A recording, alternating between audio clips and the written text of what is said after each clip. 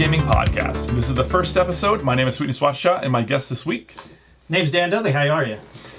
This is going to be part one of his appearance here. Part two will be next week. We're going to record it all tonight, though, which is September 25th, 2024. So we're going to do...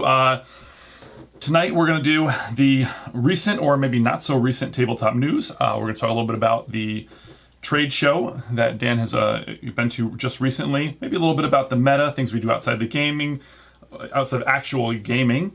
We're going to answer some listener questions, and you can email. The email will be below if you want to ask your own questions for next episode.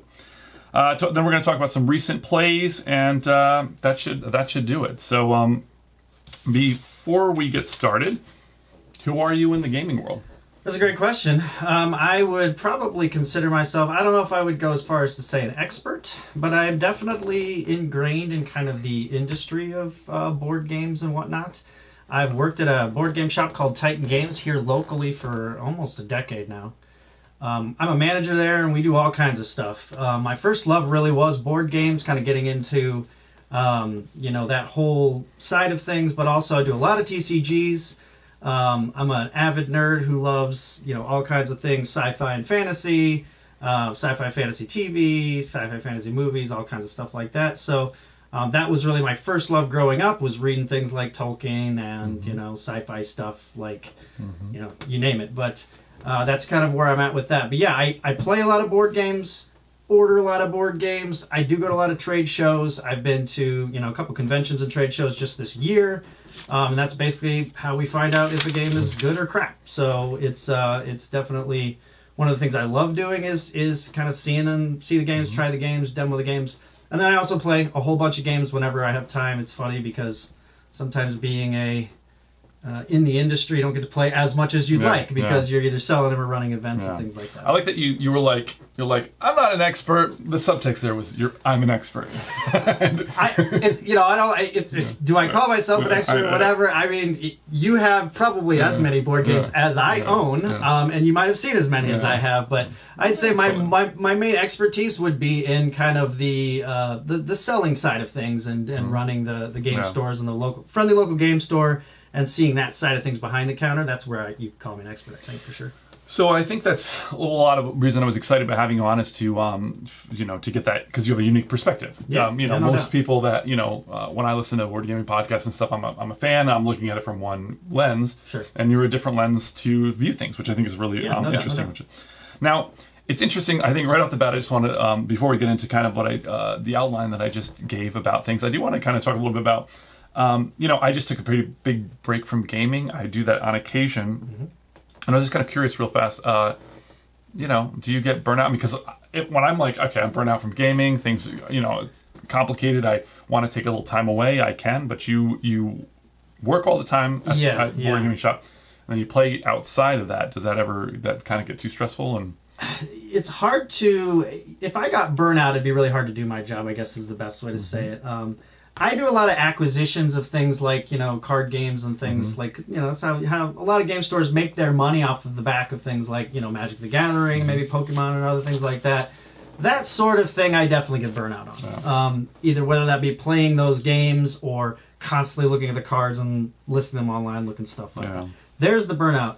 I don't think I've ever been burnt out of board games, honestly. If I had my choice, it would be I would probably play a board game every other night just to try them out. Anytime I get to play a board game I haven't played already, I feel like I'm a little bit better at my job. I've never felt like I want to go just do something else because I do plenty of other things. I don't think I've ever really felt like I just can't board game tonight because anytime I get the opportunity, I try to take it, I guess. Interesting. So, it's kind of a dream job for a lot of people. Obviously, a lot of people would love to be doing what you're doing. You guys had, I guess not recently. You had about a year ago. You did your big move. You guys had. We've been 2.5 years actually. Is it that long? Yeah, it was kind of. I think it's 2021, end of 2021. So almost 3 years at this point. So so they have their local shop Titan here in Champaign, Illinois, and they got a much double the space at least, in the same nice building. Space. So basically, the short history of it is it was a very small shop that the owner set up, and for about 7 years, just completely grew out of the space, no storage, very little gaming space.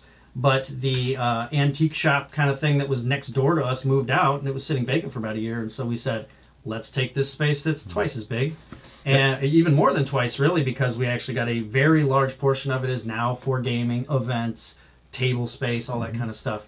And the move was great. I mean, it really just kind of let us grow. We could get into other things like Warhammer and some of the other tabletop things. We got some really nice big tabletops for miniature stuff, puzzles, other things that we just hadn't really dived into. So yeah, it's great having the new space. Yeah, and Mark, the other manager at the Titan space, like he took me in there like when you guys were kind of like doing the construction, you hadn't quite moved in. Yeah. And I'm like, it's one of those things where like you could see like dream, when you're like dreaming about this thing. He's over here. There's all this space. We're gonna put tables for like we the were war really excited games. to bring people in. Like, you want to get the this is gonna be the magic counter, yeah. and this is gonna be the board game area. And I think that's like super fun. I mean, obviously that's a dream probably of a lot of gamers to have. Yeah, to upgrade and get to that next level, it's definitely a big dream of people. Okay, so let's move in a little bit into some of the news. Recent news, maybe not some recent news. It is pretty crazy about news though recently because the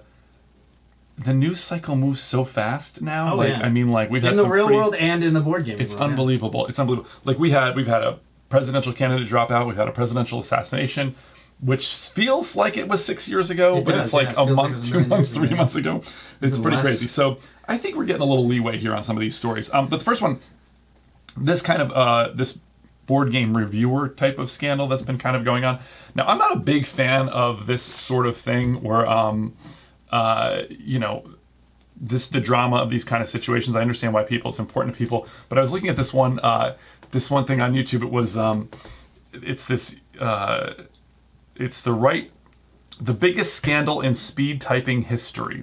And the thumbnail you see on the screen here, was she lying? And it's this old lady. And I'm like, it's like there's drama and scandal in even speed typing. What kind of scandal is happening? I mean, everybody's into something. Some people get really passionate about stuff. I mean, especially on YouTube, you always got to find your little niche. I mean, maybe there's a speed typing, giant genre out there, and that is the scandal of the week. Maybe the biggest scandal ever. Who knows? Yeah, the biggest. Well, I mean, what's the next biggest? What's the next biggest scandal in speed typing? Yeah, I mean, really, this really rocked the world. Anyway, just in brief, very quickly, there was a kind of this really got set off mainly by this YouTuber Quackalope with an Aeon's End or an Aeon's End style game, and they essentially there was some allegations of hey, give me money and I'll give you a good review type of thing, and just was he affiliated with IGN perhaps?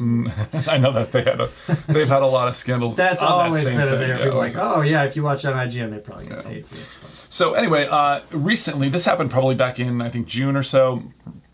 So that's been quite a while. It's last June. So it's been over a year. But recently, that there was some newer rumblings. Another kind of thing that's kind of set it off again. I don't want to get too far into it, but I do think it's as a talking point. Now, I have I have my own solution to this problem. By the way, it's my own personal solution. It's good for me. Sure. But I thought it was kind of an interesting jumping off point because, as I say, you have this unique lens, right? And, I think there are people that for sure, a lot of gamers that probably people that go on Board Game Geek every day, like I do, probably you do. We use that a lot. Yeah. So those kind of people are, using reviewers all the time, whether it's written reviews, blogs, a lot of video reviews, etc. And so, but there's also a huge segment of the population that goes and, they'll just grab a game at Barnes & Noble and they'll say hey, this looks kind of cool. Yeah, this looks cool. It's got a great shelf presence, or the picture's great, or this is the theme I like. Yeah. And so what I want to ask now is because I know we're going to talk in a little while. We don't want to get too much into the trade show thing because I wanted to talk about that in a little bit. But do you watch reviews? Do you just do the reps come in and talk to you? I mean, how do you? What's your way of finding out about the games? That's a great question. We've kind of solidified how to find, because the main takeaway from a board game, if we want to put it on our shelves, is we just don't want it to suck. Mm-hmm. It's really hard to have every game, because then you're just going to have ones that suck and people are going to go home and be like, well, they sold me this $30, $40 thing that I don't like, or I'm not going to play it very often. And sometimes that can be mitigated by we've got a demo of it, try this out. But most of the time, especially if it's a brand new game, we're not going to have a demo of it. We just are kind of hoping that it's good. Well, the way that we make sure that it's good is, you mentioned Board Game Geek.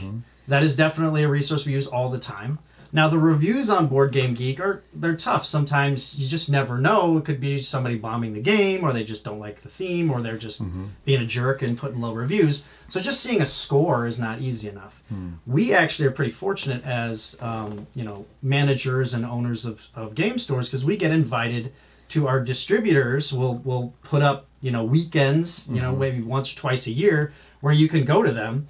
And they do seminars and stuff, kind of the boring stuff. But then at nights, they have these big, giant board game demo things, and they bring the producers there, who will lay out their game, teach you a quick demo.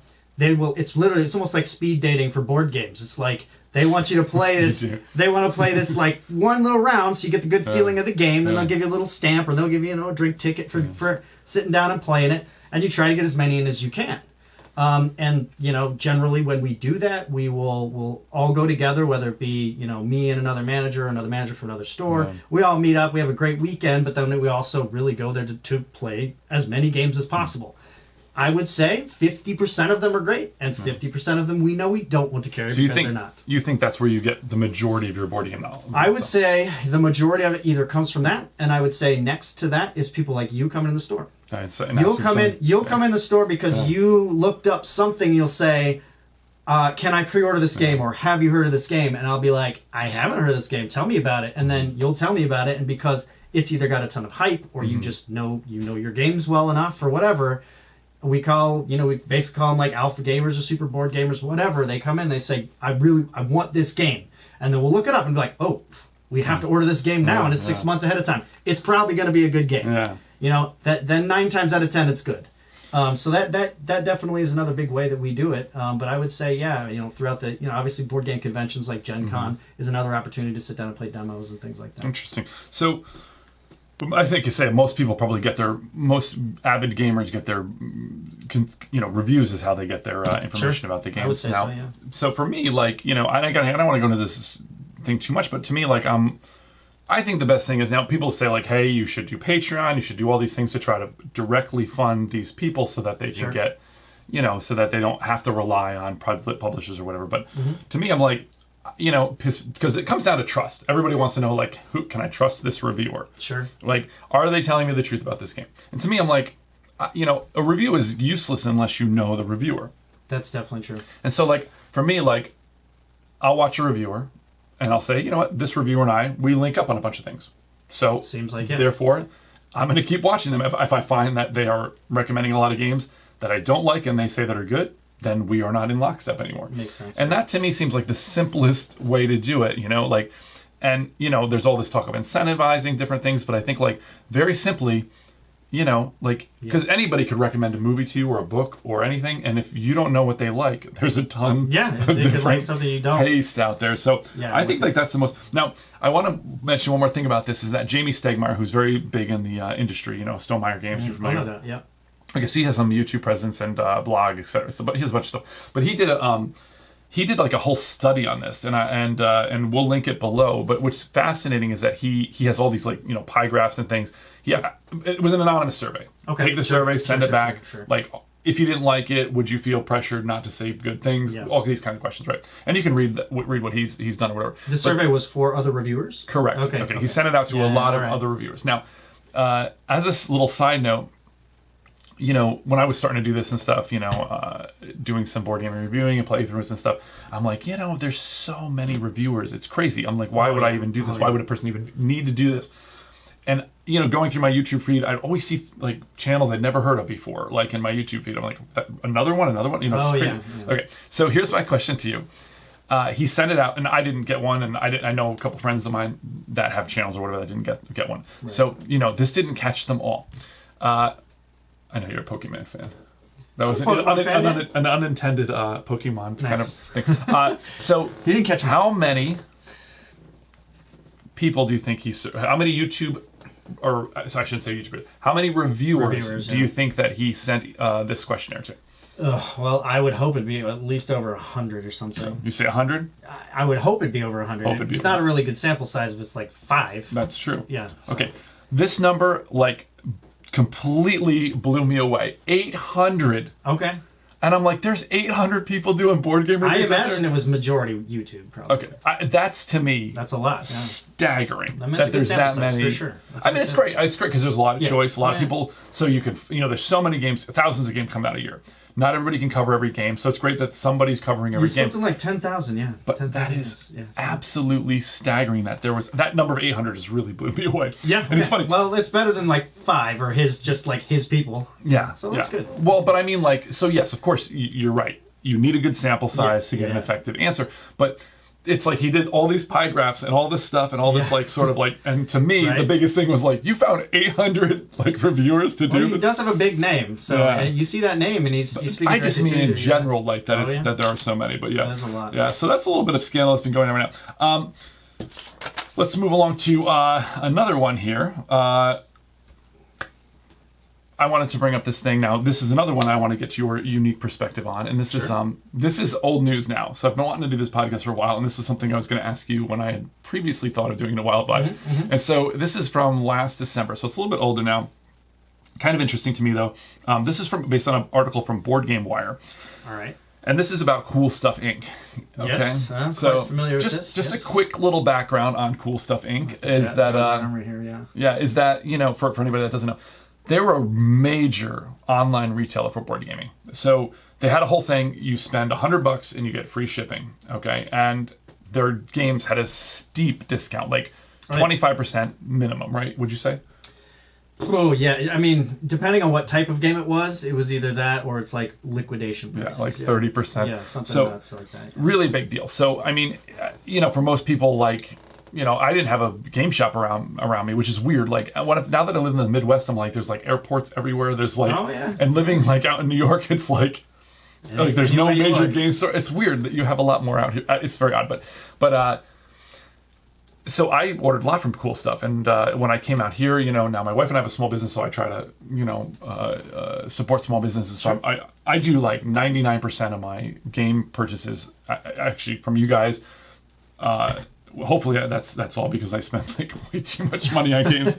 But anyway, excuse me. They were, this article came out and essentially Amazon kind of pushed them out of the board gaming space. So they said, hey, we had to get out of the board gaming space because Amazon was too big and they were using their muscle to kind of push people, to push the small guys out, essentially. And I find that very interesting because they, they're like, look at Amazon, they're doing this terrible thing, they're discounting things, we cannot compete. But you, as like a small board gaming shop, you can never compete with the Coolstuff. So it's very fascinating. Well, the funniest thing about it was there's this big hoopla where Coolstuff actually wrote the article that stirred the pot a little bit. And they were like, well, we just can't function in our current, the current way we do business if Amazon's going to keep doing this. And like you said, us shops here, who we have a very small online presence, we were like, you're literally doing that, on your level, being kind of like the Leviathan of the board game kind of online sales in nearly the same way that Amazon does it with all other industries. Back then, we thought it was so funny because we would read this whole article and right off the bat, anyone could pick out it's the most ironic article I've ever seen. And honestly, I haven't seen much of Coolstuffinc at all since then. So I think it actually was a big impact. They kind of decided, because Amazon is literally overtaking, and they're kind of shut down places like Coolstuff, and there were a few others. But so Coolstuff actually, so according to this article, and I'll link this below as well. So they were in business for over 20 years. They got into it with, what's the big, everybody, oh my God, Catan. We never get old. You can't remember anything. So this is like before 3,000 games a year were coming out, etc. They said around 2013, they started getting impacted, because they were selling a lot of board games. Again, it was easier to pick out winners and losers, the articles, because, there weren't as many games coming out. 2013, a lot of things started changing, and it's interesting kind of look at this as as board game industry stuff, like how our hobby has changed, because that directly impacts the kind of games that we get and the prices that we pay and the kinds of games we get and stuff. But there was a minimum price thing got put into play, and I remember that because that was supposed to be a boost towards local gaming stores being able to compete better with the cool stuff. And Miniature Market came in there at some point as well. Yeah, they're very, very similar. They're still in business. Yeah, very similar. Kickstarter started. They said Amazon hired a specialist whose job was to essentially head up a board gaming division.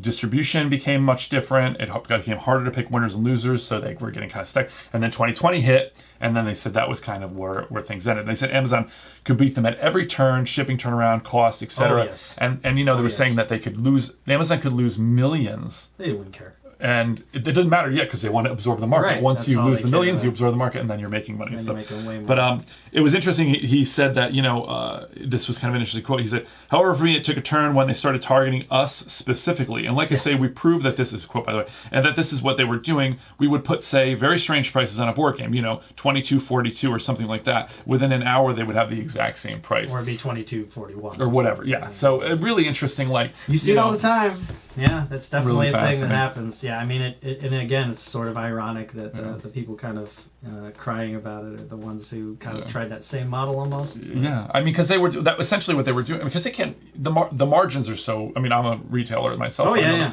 Margins are really small. Well, you can have small margins when you're online. I mean, you're selling a lot more quantity of things, and you can house a lot more. You probably have a warehouse, something along those lines, and you're definitely going to be able to. Okay, if I want to sell, 500 or 1,000 units of this, we could charge a lot less. Yeah. We sell maybe 10 to 20 units of any individual board game ever. They do. He did say that he's got a little over 200 employees, which is a pretty big company. Big. And they're definitely going to have warehouse people. They're going to have, their guys that are in marketing for that. They're going to have people they're going to have online specialists. All they do is list stuff online all day and ship stuff all day. So yeah, I just think that was such a hilarious thing because it was just like.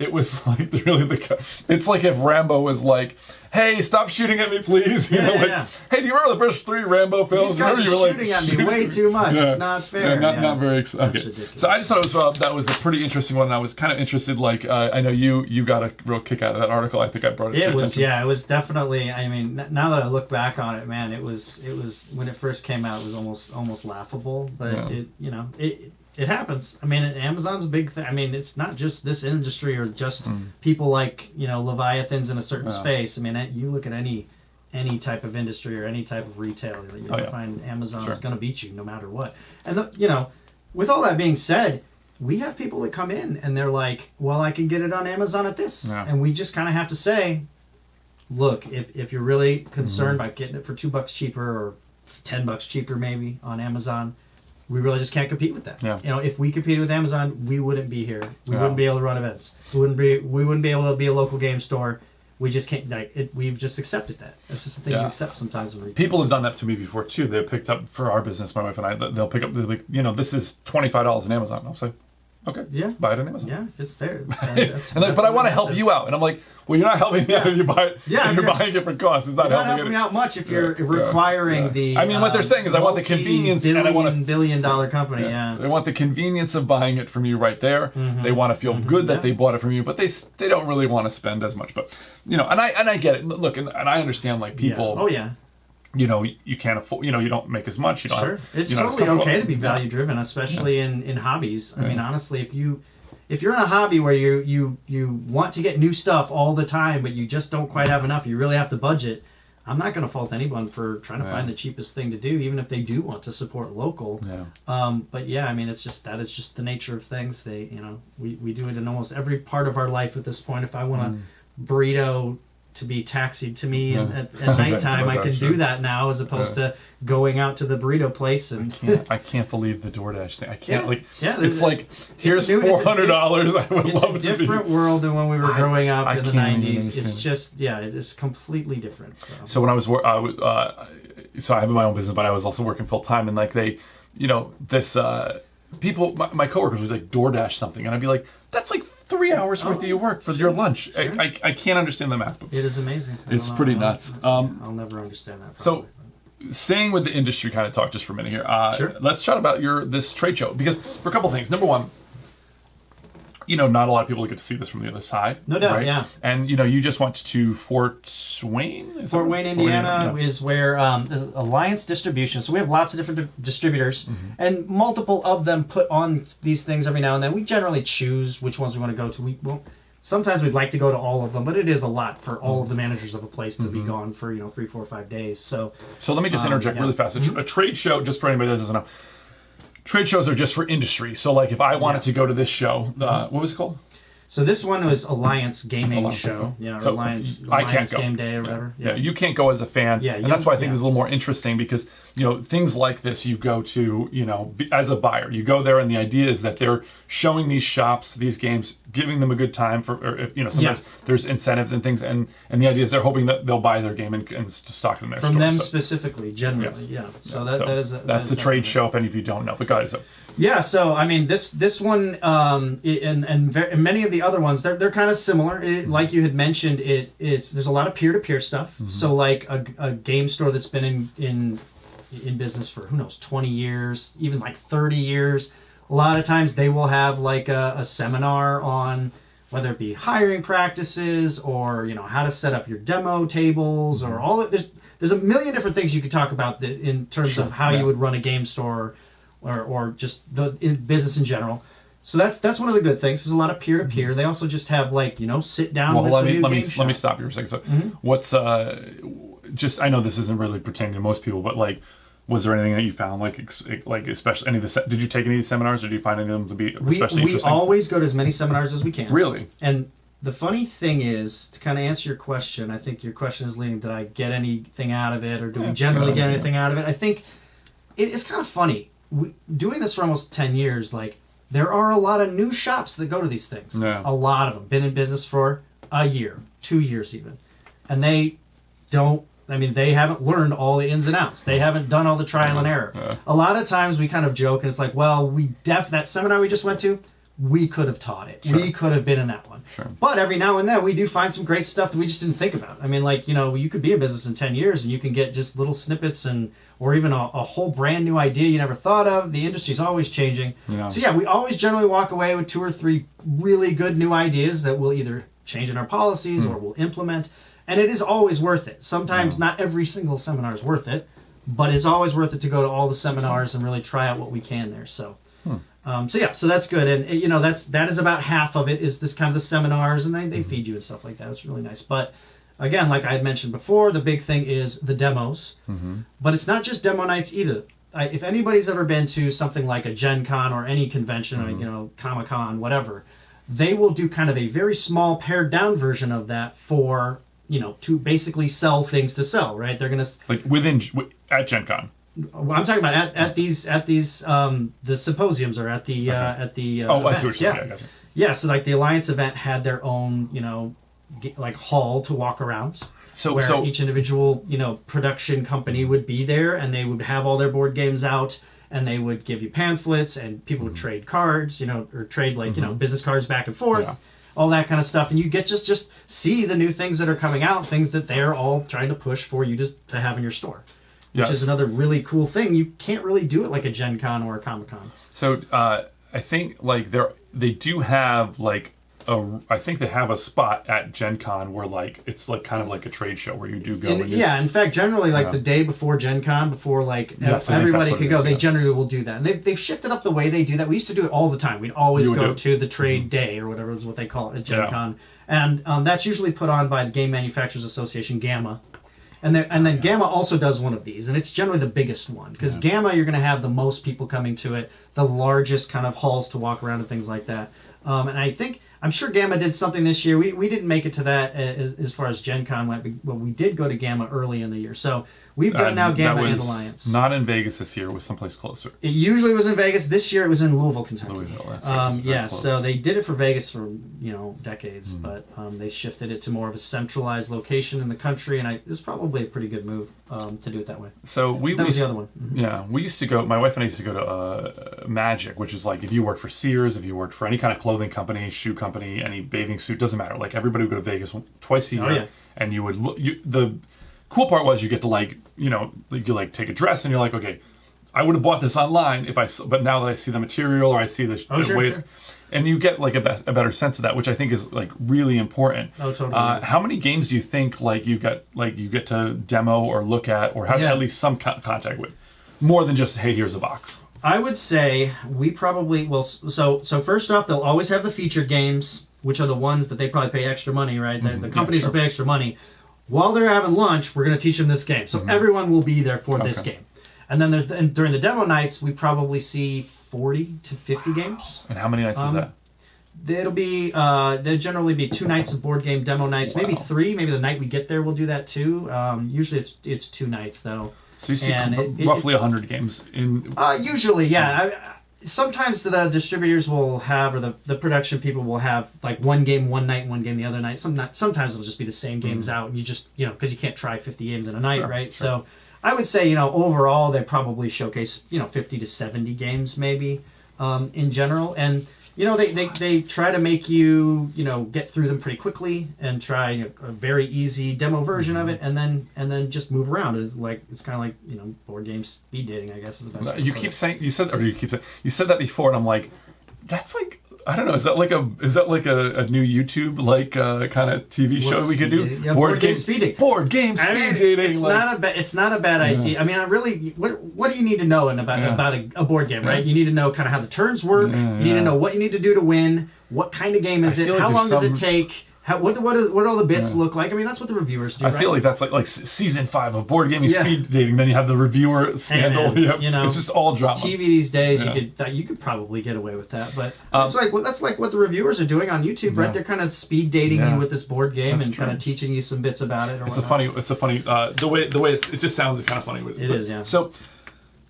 to me, this is like the dream con, like to go to, because to me, like. I'm a very private, in the next part 2, I want to talk a little bit about a convention I went to recently, and I'm not really like I'm going to go play games with everybody kind of guy. And I think that's really probably the strength of most conventions.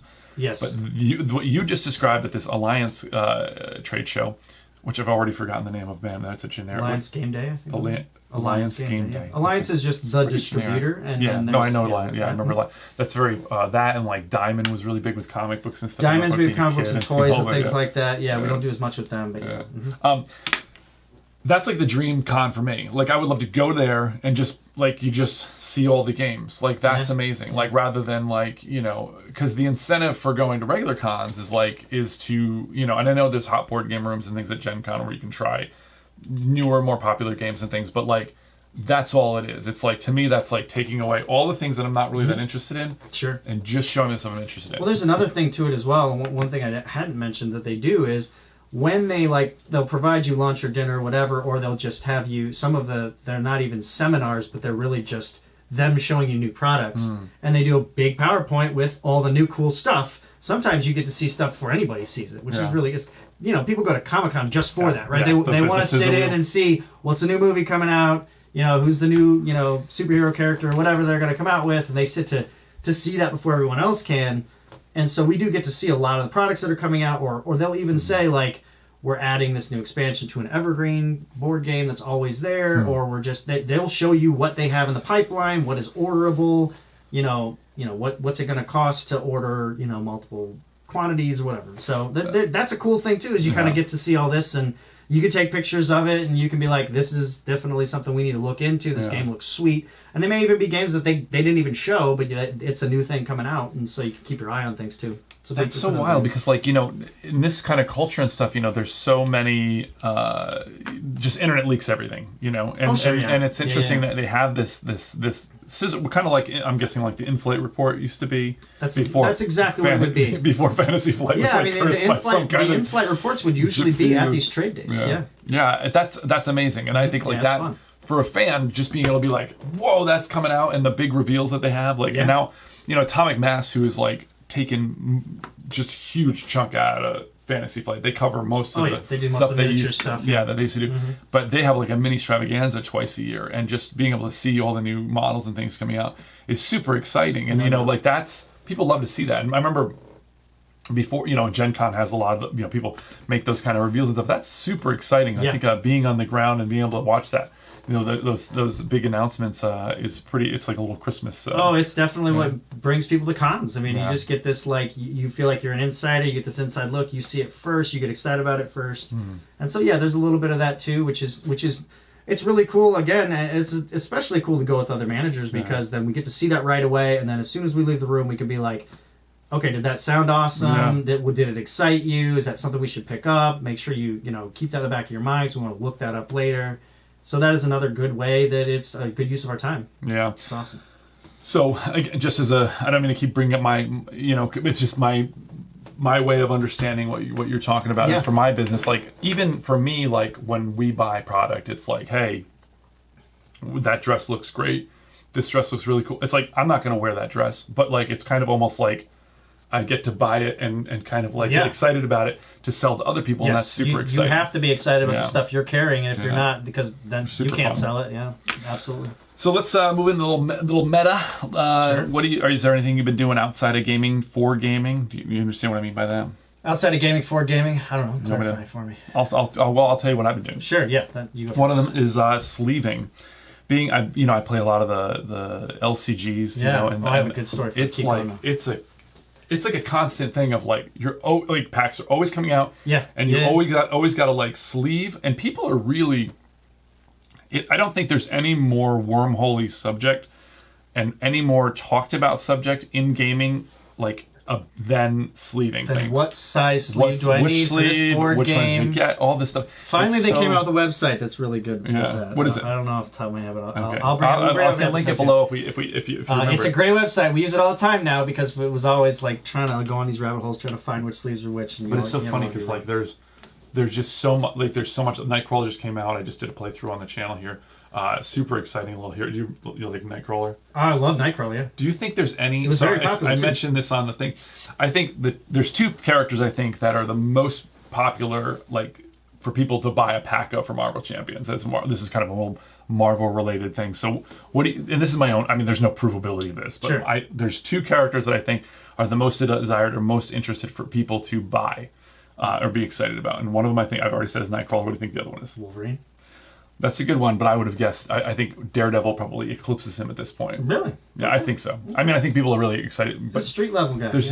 But because I think the show really did a lot. I mean, you look at old school comic fans like me love Daredevil, but I feel like that's the biggest. I think that's the biggest character people are excited about. But anyway, these games just keep coming out, and I just feel like every time I turn around, I'm like sleeving more. And trying to figure out these storage solutions for these kind of games as they grow. Like Arkham is another one. I haven't really been playing that, but I was collecting it for a while because I thought, I'm going to play through this.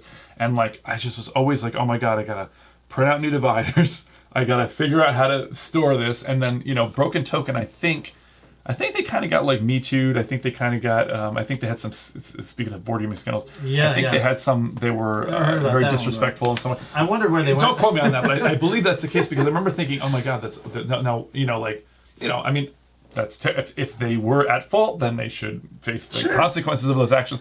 But I'm also kind of like, where am I going to get my because I have those inserts for the wooden boxes. We have stopped carrying a lot of that stuff. You know about this insert for the wooden boxes from Hobby Lobby? I know there's all kinds of solutions like that. So that's what I have. You're off screen here, but I was just showing Dan my storage solution here. You have a storage solution that eclipses a lot of other people's. It's definitely quite impressive. But I wish I could be that. It's organized. crazy because they made this whole product to go into this box that they didn't make. Sure. And now I don't know if you can get this box. I'm eager to try to find it again because I'm outgrowing it. I need another box. But it's kind of interesting that they've designed this whole product based on a product that another store sold. It seems very risky to do that, Actually, I mean, it happens, especially in gaming. There are a lot of products that Hobby Lobby and places like Target will carry. Yeah. There's some Rubbermaid, I don't know, it's the perfect size Rubbermaid container that a lot of people were putting, when you buy your brand new Pokemon box, Magic box, things like that. They fit perfectly in there.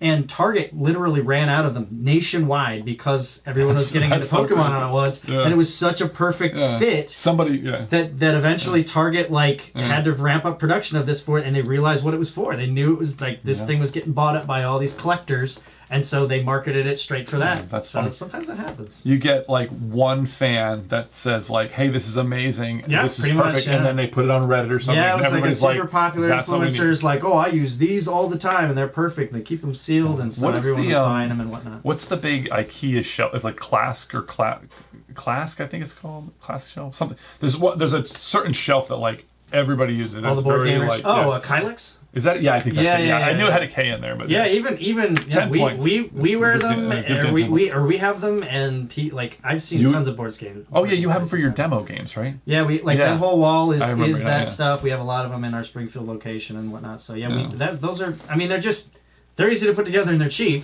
and they stand the test of time because it's IKEA. So what do you use at home for your board game? I do have some of those. I have a lot of. I put a lot of shelves up on my wall. I don't have. I like how they're in. Yours are inlaid. You know, they're not kind of. Oh yeah, that's because that came with the house. That's nice. But yeah, pretty much that, and just bookshelves basically. You know, I've got that, or they end up.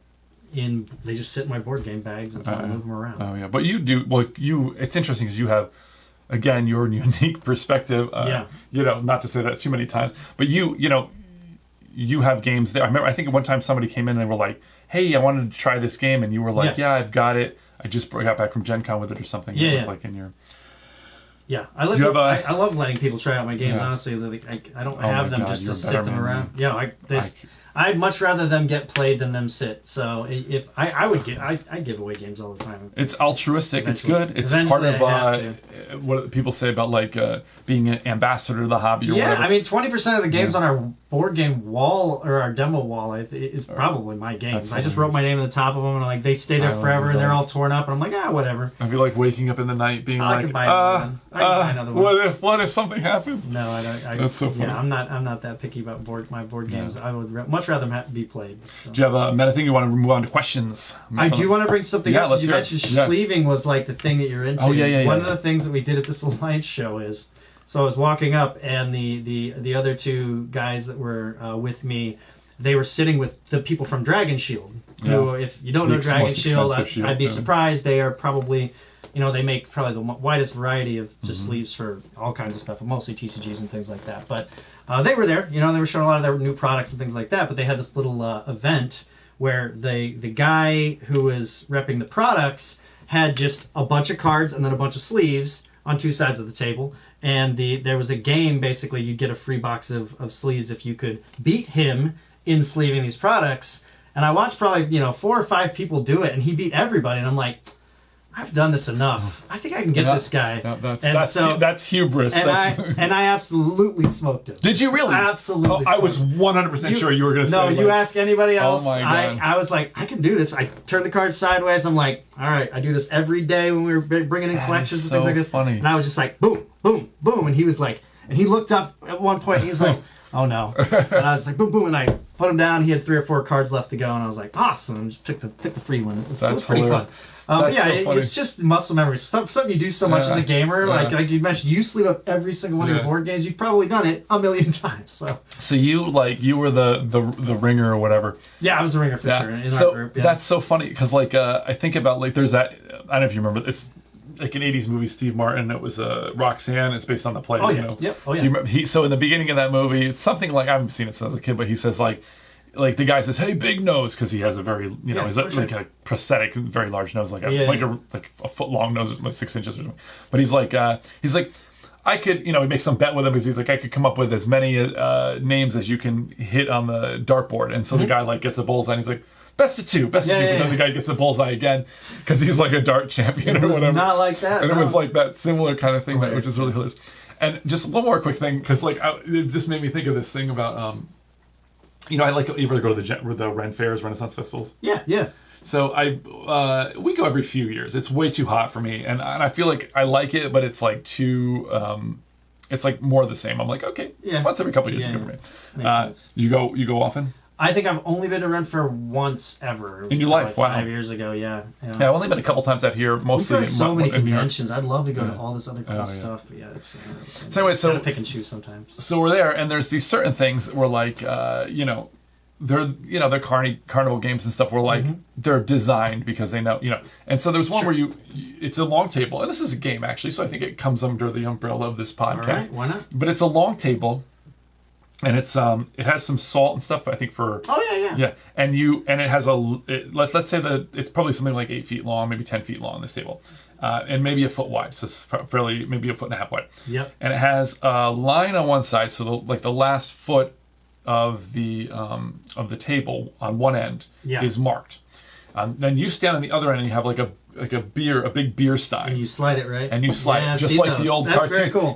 Like in the old cartoons where you slide the drink and then the person catches it, and they drink it. Like they actually had this game. My younger brother had his bachelor party, and the place we were staying at had one of those. Yeah. And it was great. It was great fun. Yeah. So they basically the idea is you give them $10 or whatever, and if you can get it to the one side, without falling over first, you get the prize or whatever. So they assume everyone's just going to chuck it. Right? So I asked we did it and we were done, and I said, hey, I asked the girl, I'm like, well, just out of curiosity, like, how many people, what's the percentage? How many people actually get this thing, And she said, I think somebody got it last year. Like no one. Like everybody who's tried which is so hilarious, but there is like a hubris to that idea. Sure. Where like you think like, I'm good enough at this. So I was 100% sure your story was going to end with like, I'm not.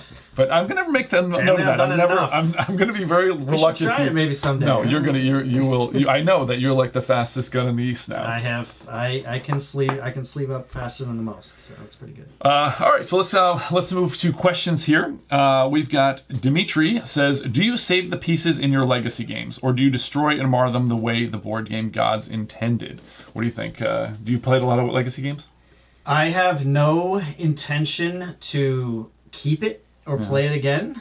It's almost like a trophy to me to have it all torn up, to be honest. Yeah. So this is an interesting question because I think that it is very psychological. Like when you make a choice in a legacy game, and I know there's a lot of people that they say, I need to replay this, and a lot of people won't play legacy games just because they don't want to replay. They don't want to. Yeah. They feel like they're getting cheated if they don't get to play it forever. They have the option to, even though most gamers now got enough games, man. Yeah, I mean most people now play a game a couple times and if that, right? Sure. And so.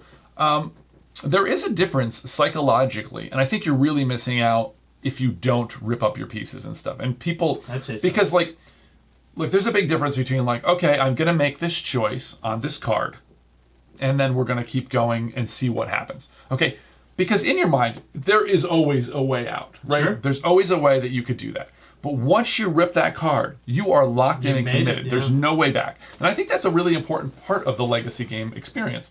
And I think that if you're not doing that, I don't think you're getting quite the same experience. The one thing legacy games did so well is they are giving you that same experience you get when you see a movie for the first time. Or you go to a play or something and you don't know what's going to happen. You're paying, the first time you go to a movie, you're paying to get wowed and, all that, everything that happens, you don't know it's going to happen. And I think you're getting a little bit of that. Another thing about them is, generally you're going to play them in a large group of people. Mm-hmm. And that large group of people may or may not have paid in to get this pretty expensive game. Most legacy games are expensive. Mm-hmm. And if you've done that, then just wanting to play it again and again, maybe with a different group or whatever, just pay for it again. If you pay for the experience again, do it again. Like me, I just have way too many games to play a legacy game more than once. And if you're playing 10 sessions of one game before it's finished, I'm not going to play 10 more sessions of that same game before it's finished. There's plenty of games that I have on a backlog. Yeah. So that's where I wouldn't care about it as much as maybe somebody else. I do think, Charterstone had that recharge kit where you could play it again, right? Yes, I do remember that. I think that was a good idea. Now, so I do, I think that's a part of the experience to me, Certainly, yeah. And I think you've got it right. Exactly. If you play with 4 people, you play the game 20 times for the campaign or whatever. I mean, what do you want out of this thing? Yeah, you want to play that again? I mean, if it fits with a whole other group, great. Then if that's the case, then just have someone else buy the game again and pitch in or whatever, Now, I don't have a lot of space for stuff. I did keep some of the cubes and things, and I've used them in various projects. Sure. But I threw away most of the stuff because I just can't store it all. I've never recycled it or whatever. But I did keep, I played Pandemic Season 1 twice. I played Pandemic Season 2 once and 0 once. But I've kept the maps for all of them. Sure. And I was thinking of putting them on the wall. Yeah, they make a cool piece. You've now been to my house now, and you see I have no wall space. Yeah. But I'm thinking about doing something about that because it is kind of cool. But also, I don't want to have a spoiler for people. I don't want people to come in and like see us spoil. Yeah, I mean, if you set it up in interesting enough ways, like I don't think it'd spoil too much. But it's still cool. Again, it's like kind of like a trophy. Yeah, I think it'd be a little bit like a trophy. Yeah, that's kind of how I feel when I finish a game like that. That's a whole. I'm like, I guess not myself because that's a whole wormhole. Sure. Interesting discussion about that. But we've got Kat. She says, how do you salvage relationships after a fight about how long it takes your sister to take her move? This is a question about analysis paralysis. The term gave voice to so many childhood fights in my family. She says. Any thoughts on analysis paralysis or what to do about it? Well, yeah. I mean. It depends on how many times you play the game, I think. So, like, let's say that you're playing a game that's just your gaming group's favorite game. I mean, if the analysis paralysis comes from, I have to make the absolute perfect move, so I'm going to take 5 minutes to think about it, there I have a problem. Yeah. If you're teaching somebody a new game and they really don't understand it, or they're really kind of like just having a tough time putting together the strategy of the game, that's okay. Generally, I would hope that person would be at least, amicable to... get some feedback or get some like you to be able to walk them through the turn, maybe something like that.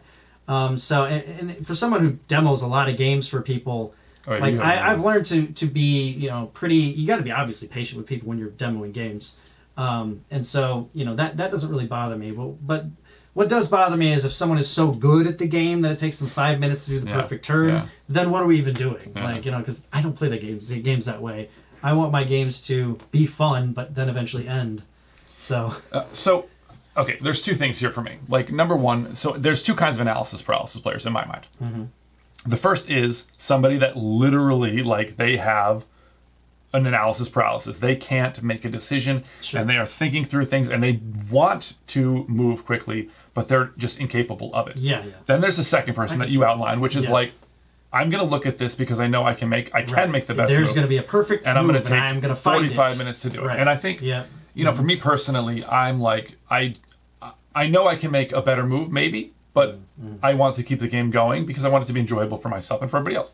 So, but then there's a player that can't do anything about it. And I think salvaging a relationship is that's probably a more personal, social level that I can't really answer. But I think there's really no way to force a person to stop. Now, my wife, I used to play a lot of two-player games with her, and she could take a while sometimes. And I want her to be happy, and I don't want to make her feel bad, but I also kind of.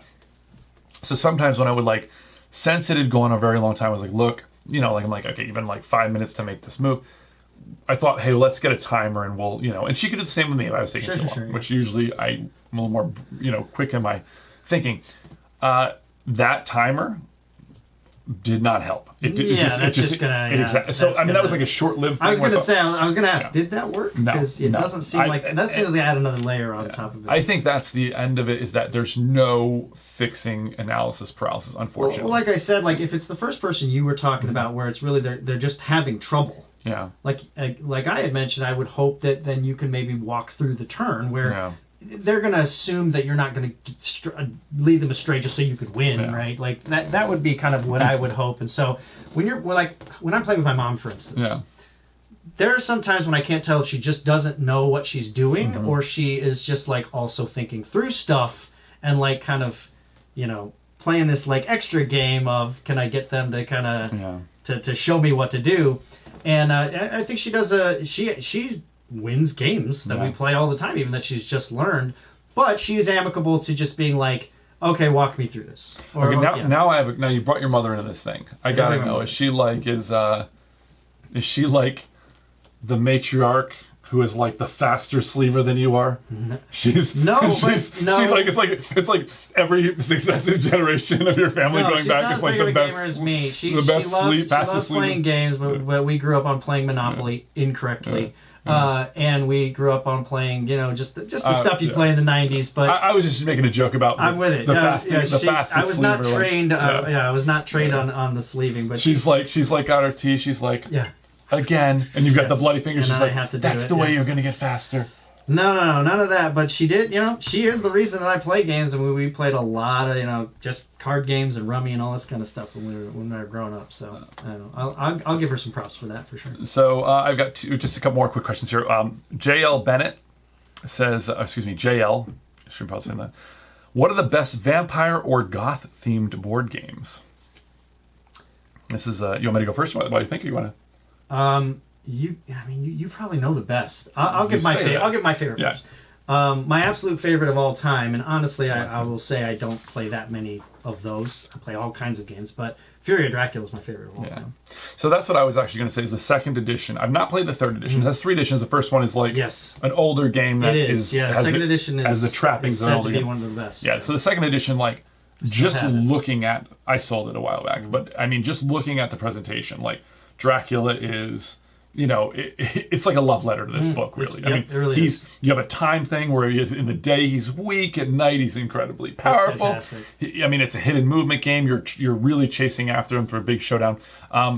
It is pretty complicated, so if you're not like an avid game, and it takes a while. It's a 3-hour to 4-hour game. It is, and it's one of those games where you can't really screw it up, because if you do, you might just ruin the whole game. And so that you do really need to make sure you know what you're doing before you play it. But like you said, it really captures the theme, and it just and it's very, very interesting how you kind of got a special power you use once per the whole game. Yeah. And it's been such a long time since I played, but I remember distinctly just loving it. So that's probably my favorite. I mean, like I said, it's just gorgeous to look at, even and if you're a fan of like the book of Dracula, it's amazing. I also want to give a shout out to the OG Horrified, because if Dracula is one of the 5 monsters that you can put in the mix. Nice. And that game is quite fun and pretty approachable. I really like it. And that's talk about dripping with theme. That one is like a love letter to the Universal monsters. Definitely is, yeah. Every nook and cranny of that game is full of those movies, which I really, really love. I do want to mention real fast, because goth themed board games, it is pretty interesting. But I mean, there's really, like you think of how many different themes and how many board games we've talked before about, thousands of games coming out a year. There really are not goth themed games. Now goth, is a cult culture, right? A lot of dancing, the music, the style, the fashion, and those are all actually areas that you do not see very many board games. Now you see a lot of board gamers. Oh, absolutely. Like that, but it's funny that not you mention people that have a crossover. You're not wrong. So the fashion game I was thinking of, and this isn't goth at all, but it'd be kind of cool to like if they had like a kind of a goth remake, was that Pret-a-Porter, which I've not played before. That's the guy that did First Martians and Ignacy Trzewiczek. That was one of his designs. I think they did a more recent version of it, but it was out of print for a while. And then something that came out just recently, which is music based. But it's not like goth music based. It's more like rock, and that's hard rock.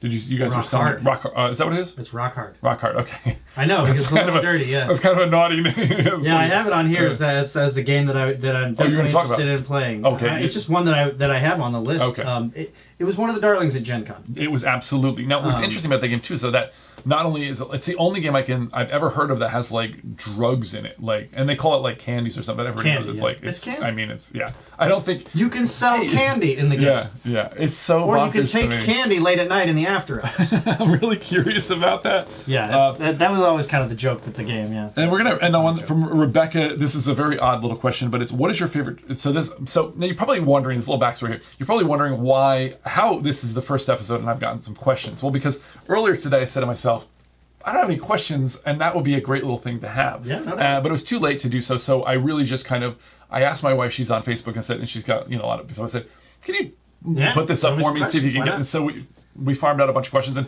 we're going to do some of them on the next episode as well. As I said, we're doing a little two-parter here. Mm-hmm. But so that's how we've got them. But you can send them to the email address down below. There's a direction on there. But Rebecca says, what is your favorite ship and battleship? Which is a hilarious question. Now, that's a great question. Right off the bat, obviously, most of it, that's kind of a joke. It's been a minute since I played some Battleship, I mean, it's a nonsense question, because how could you really, Oh, I know my favorite. There's just... You kidding me? What, the PT boat? The smallest boat. Yeah, the PT boat, yeah. The little one has got to be your favorite. It's the one that gets blown up there. It's a question of size. But I think what's interesting about this question, I know that it wasn't probably intended, is that, we think of our hobby as it's a big hobby, right? Like there's, you know, I mean, as we say, thousands of games are coming out a year. It's a big thousands hobby, of copies of those coming out. Call it niche. But it is a tiny little hobby. I would still call it a very niche hobby. Very funny. Yeah. And even with that being said, though, you know, in the last 10 years, it has absolutely doubled, tripled, if not 10x'd. Yeah. And you know, honestly, well, we can probably thank Catan for that. Yeah. We can probably thank Magic the Gathering for that. There's a couple other things you could probably give a shout out that's really brought it into the limelight recently in the last 10 years, but it's still a small thing. We are in our own little world though, and when you see something that you think like I wouldn't like if somebody said think of board games and like list 1,000 of them. Yeah.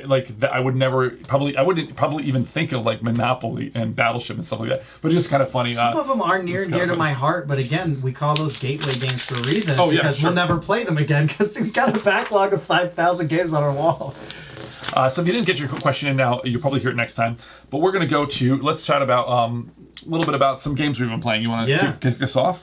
I've got some really good ones. So why don't you? Well, you do one and I'll do one. Yeah, really. I just kind of wrote down some that I had recently played. I wanted to obviously fit in some new ones. Mm-hmm. I think the one I recently played was a darling at Gen Con, and I did like it. It's not my favorite game of all time. I'm gonna, can I pause you just for a second? Because I like this. I like the tangents. I like to chat. Sure. It's a funny little like that's.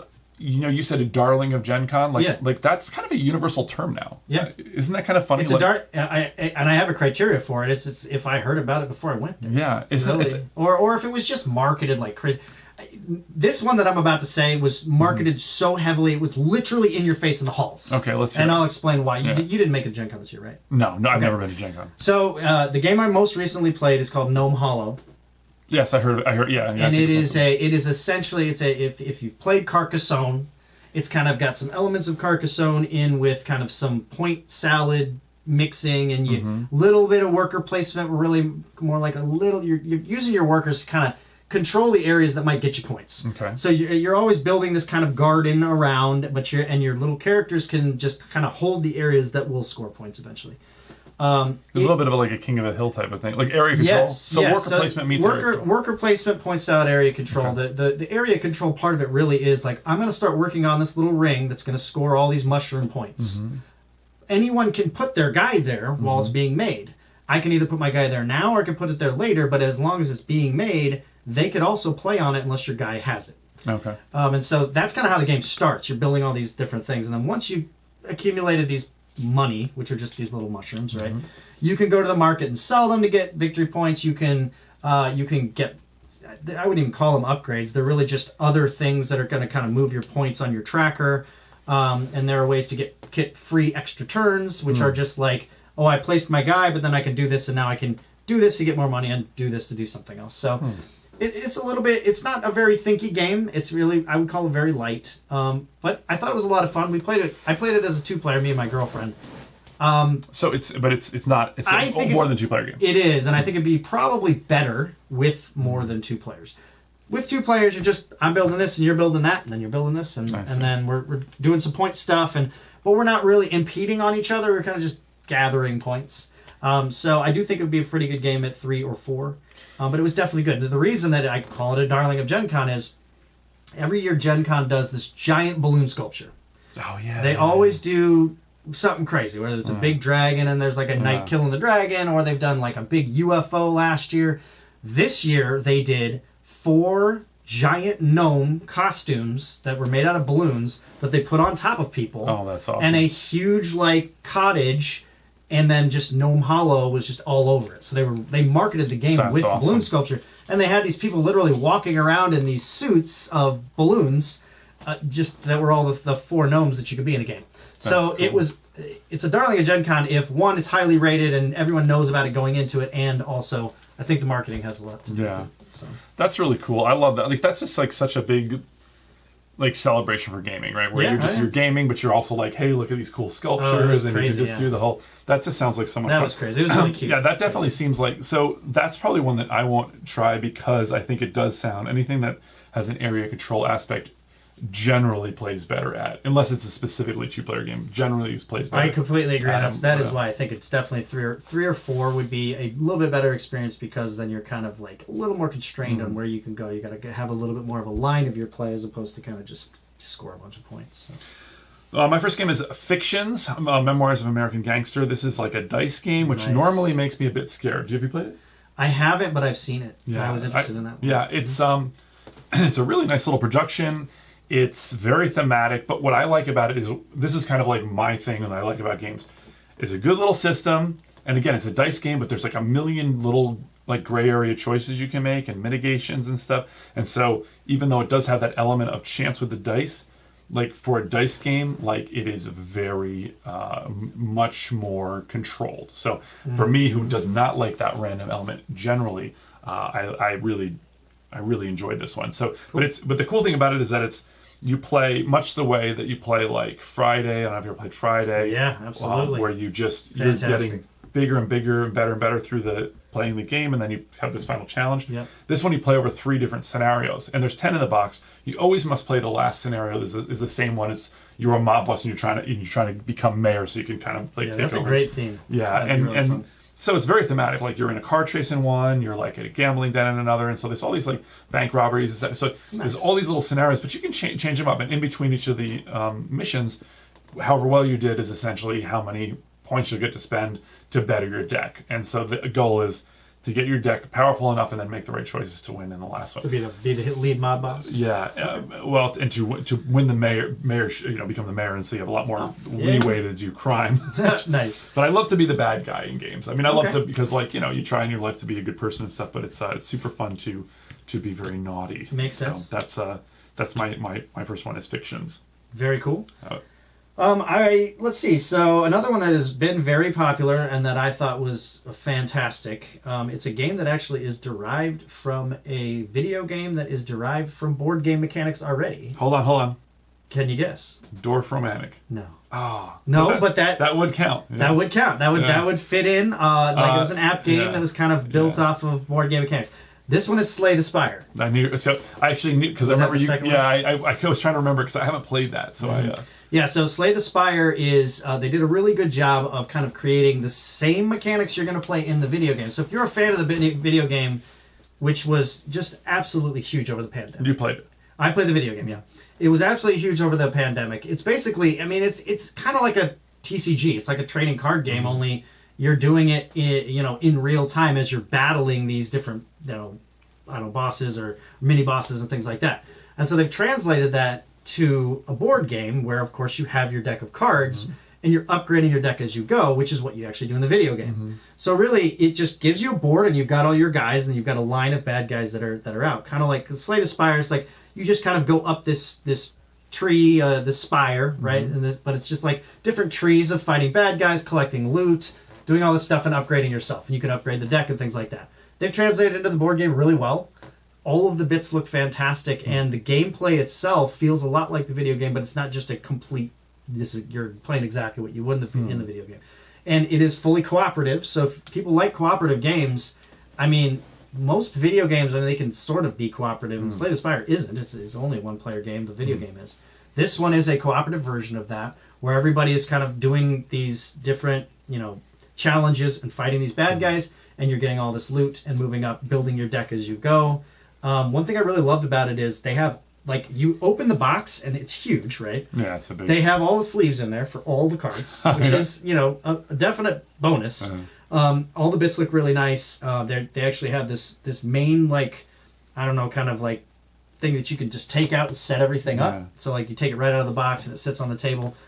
So, production of it was really good. And then if you're a fan of Slay the Spire, the video game, you would really like this. But it isn't a game where you had to have played that to there are a lot of games similar to it. It's kind of a deck builder in its own right. So. Yeah, the second you talked about the sleeves, I was like, I had this little thought in my head. I'm like, that's another thing. We should do a competition where I'm really stuck on you being the fastest sleever in the West. Fastest sleever in we were in the West. Sort of. We weren't quite. So this actually sounds a bit the way you're describing it. Again, I haven't seen it set up and I haven't watched any reviews or anything on it. I just saw the box in the shop.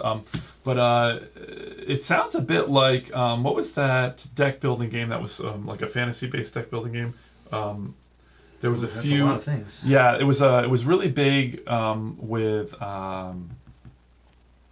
again, like when Dominion came out, it's very similar to Dominion. Oh, that's going to really bother me. Okay, so I just took a quick break there. I had to look that up. It's really driving me nuts. Thunderstone. That's what you were describing. Really, to me, sounds like Thunderstone. Yeah, actually, I wouldn't call it as much of a deck builder as Thunderstone. In this game, you basically have your starting deck, and you're upgrading it 1 or 2 cards every set of bad guys. You're basically paying to put a card in your deck and upgrade it, kind of like you would in the game, by getting treasure, by doing this type of stuff. So, in a deck builder, that's what you're doing, right? Sure. You're deck building to deck build. Like you're playing your cards to deck build. In this one, you're playing your cards to fight the guys. You're moving up this track, and as you move up this track, you get these rewards, and these rewards level you up. They get your guy's power on his board bigger, and the cards that go into your hands and cards that you have bigger. So asymmetrical character powers. Yes. Basically, like each character is going to have a base set of 10 cards, but then they have a special card that they do something better, or they're special, or maybe it's two special cards if I remember correctly. I don't know.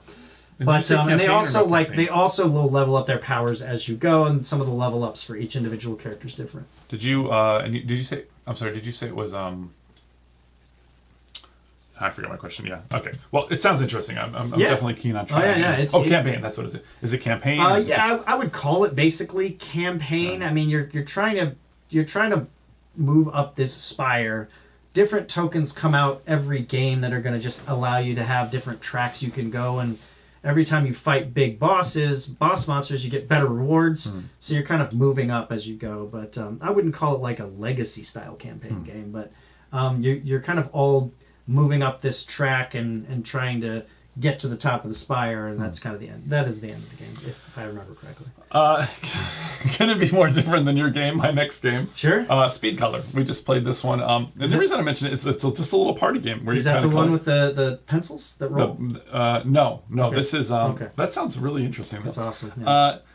Speed Color is basically, you have like 6 different markers, and there's just these cards. On one side they have... it's like a coloring book type of thing, and it shows you where the colors go. It's kind of a memory style game. You flip over, and then once you flipped over, you can't flip back. And you just try to match the colors as best you can and kind of be the quickest. Now, there's a couple weird things about it, that it's not that complicated. But what I liked about it was that there's 2 modes, and this is kind of a little theme that I seem to have gotten here on my games. There's a competitive and a cooperative mode. Sure. And usually that means this game is terrible to me. Like whenever they try to do both, they don't do well. Yeah. But it can be kind of neat because it's not great for adults. Like you probably get quite bored of it. But the thing about this one is 2 things. Number one, as a party game or as like a kind of a party style game, it's simple. And it's not a word game. And I feel like every party game is vocabulary based. I hate all word games. Do you really? Absolutely. You must hate every party game then. I don't hate every party game, but there are certain party games that I have to get through. That can be for a whole nother time. Yeah. But anyway, so it's just you're coloring as fast as you can, but it's really like I do really love coloring, and as an adult, like there's all these like coloring, you have the you can do the adult coloring books and whatnot. Yeah, adult coloring books. That was big a couple years ago. Yeah. During the pandemic probably.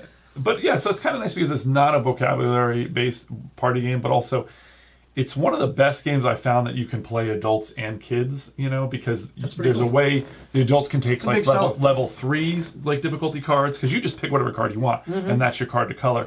And then the kids can pick the level 1s, so it kind of self-balances. And then there's just this little mode where you can kind of like play cooperatively, and you split the markers between everybody. So I have to paint green and yellow on all of them. You got to do red and blue, and then that person has to do, purple and orange or whatever. And so you sort of have to pass the cards around. It adds a little wrinkle, and you try to get as many points as you can. It's actually really pretty difficult to go quickly. But yeah, it's kind of a neat little thing. I mean, it's very inexpensive.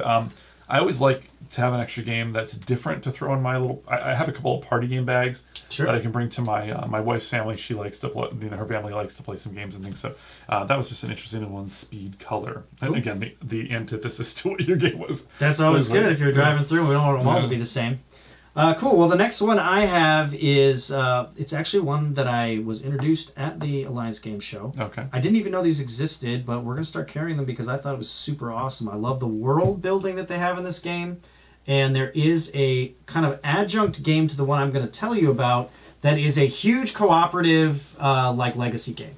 Whoa. So it's got its own world in a huge cooperative legacy game, but the one I played is kind of an offshoot that is just a card game. Okay. It's called Kinfire, and this is called Kinfire Delve. Okay. That is the card version of the game. Now, for fans of things like Marvel Champions like yourself... You had mentioned this to me recently. This is a game that kind of has that same feeling. So, basically, you have... so there are three... Just to be sure, you're talking about Kinfire Delve, not the other version. I'm not talking about the big version. Okay. Which I kind of want to hear about. I hope to play the big version eventually. Okay. We are probably... I'm trying to get it in. It's out of print right now. I just found that out. But hopefully eventually I'll get that. But sorry to interrupt you. No, the Kinfire Delve, there's like 3 different boxes that have different characters in each one that you can be. Mm-hmm. You can mix and match any of the characters in any of the boxes, but each box is kind of a scenario.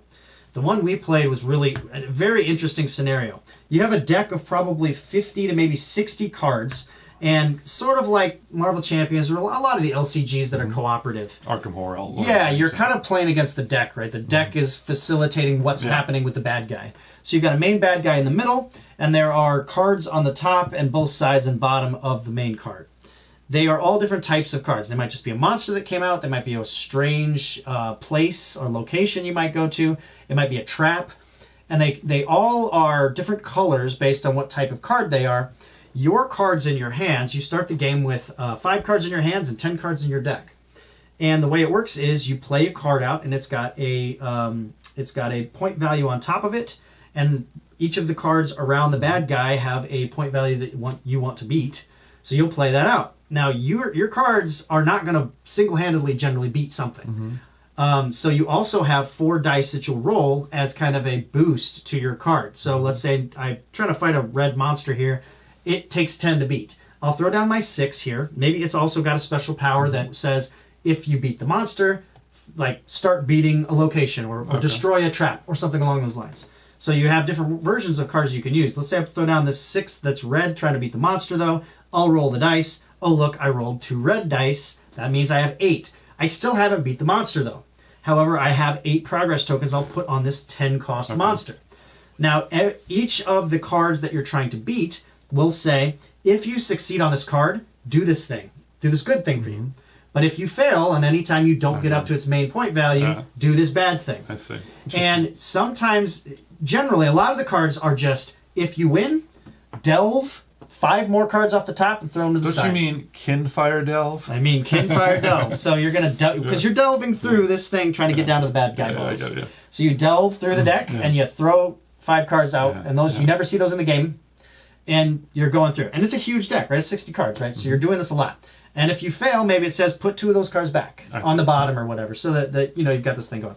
Once you get through the deck, you flip over the main bad guy, and it'll tell you what to do. And usually it's something crazy terrible. Like when we fought this guy, it was go to his side deck and bring out his 4 big boss minions. You have to beat those minions before you can even attempt to fight him. Or you have to beat at least one of them before you can use any color to try to deal with him.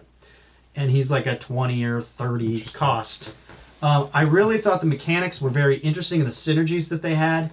I thought the way that you kind of put progress tokens on all kinds of different stuff with interesting things going on. One of the other things that's cool is when you're playing a 2-player game, this is a solo game also, but when you're playing a 2-player game, all the cards have like a little boost on the bottom. So you can boost each other's. Okay. So there's some teamwork there. There is. There's some teamwork in boosting it. However, using a card is bad. You have 5 cards, and you don't get to draw until you're all the way out of cards.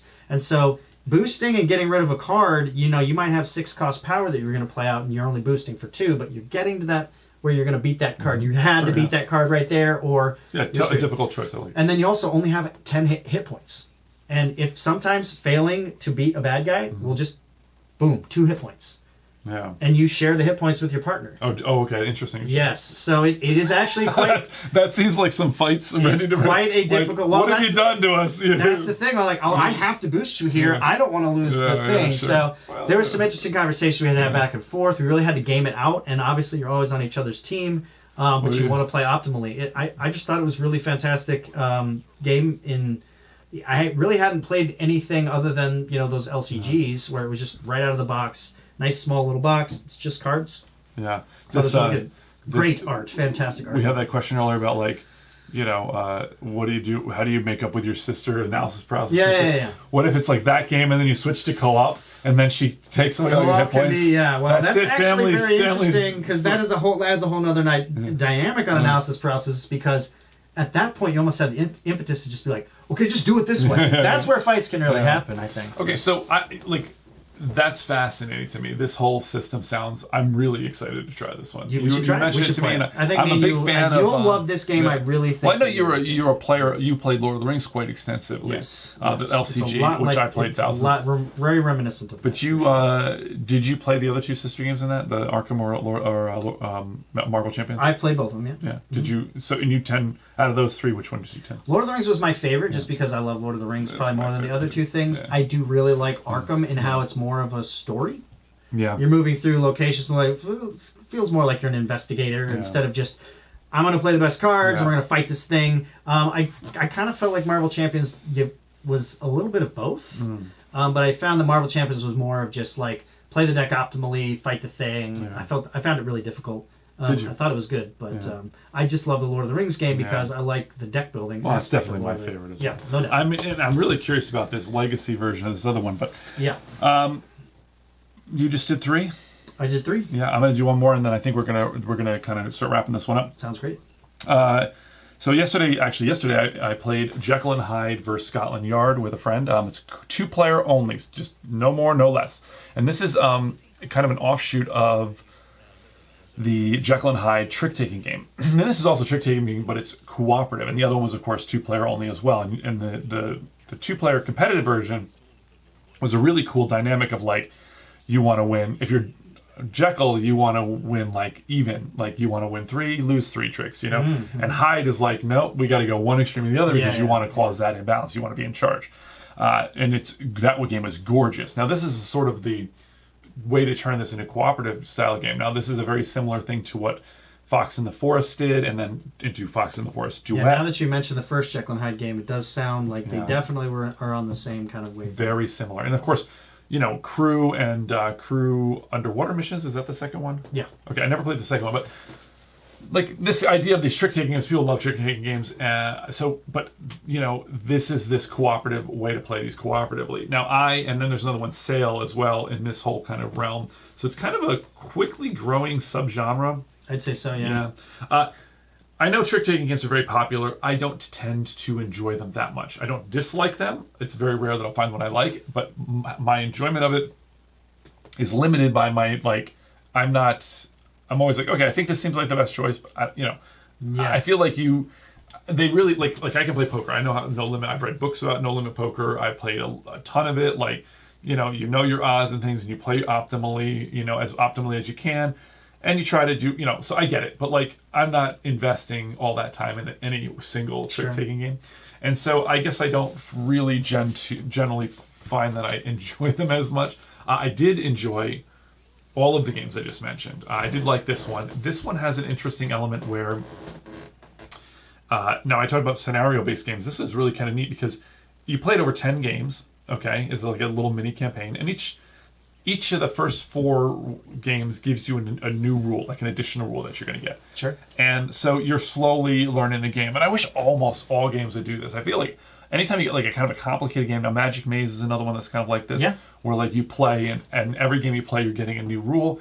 It makes it so much easier to get into the game. You play a quick game, oh cool, I like that. Okay, but give me some little more, and then you can kind of naturally digest those rules. So that's kind of a nice thing about it.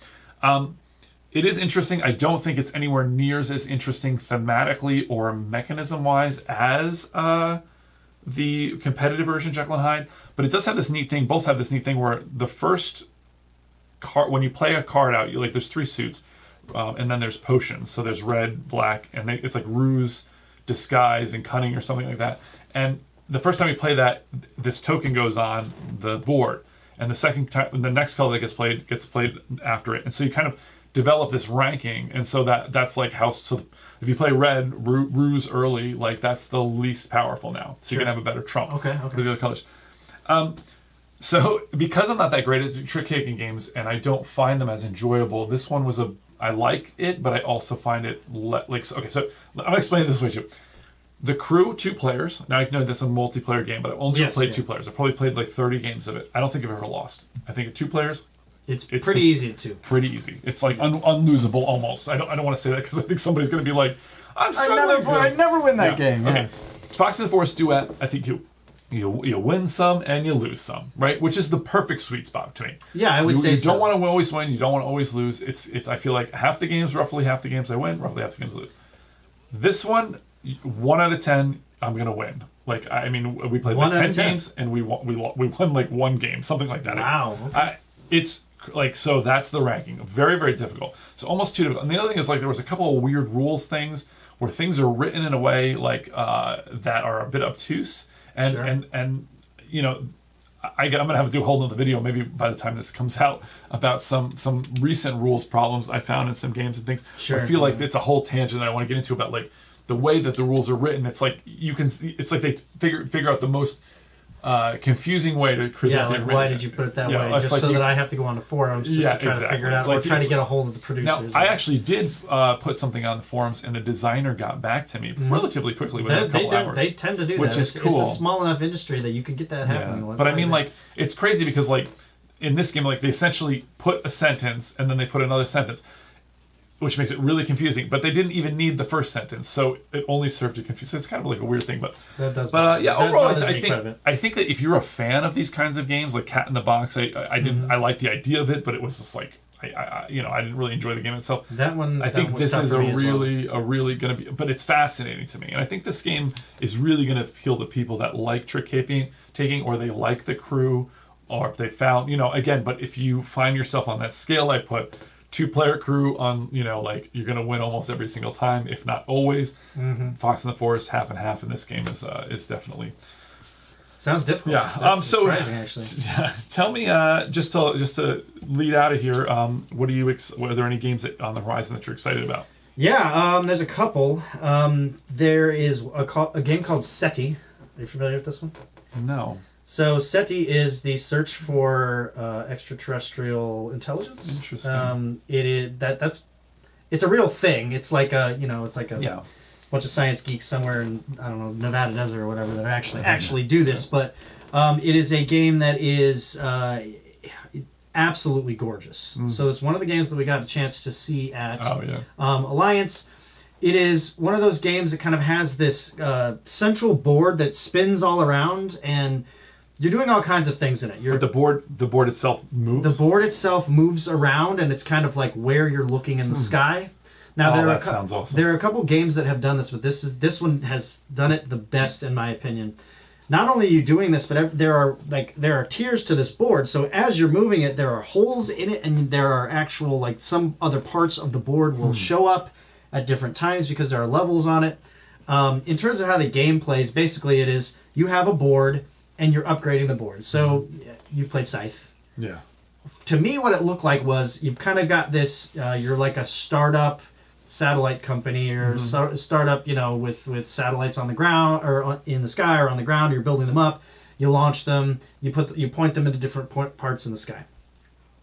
But the short and long of it is it is a massive game where there are all different types of ways to score points, but it's always changing by kind of where you are studying the sky. That's fascinating. So the theme of it is amazing, and original. The bits of it are awesome. There are actually a few games that were made pretty recently that have that same kind of concept, but this one put in practice, it seems like is going to be really, really good.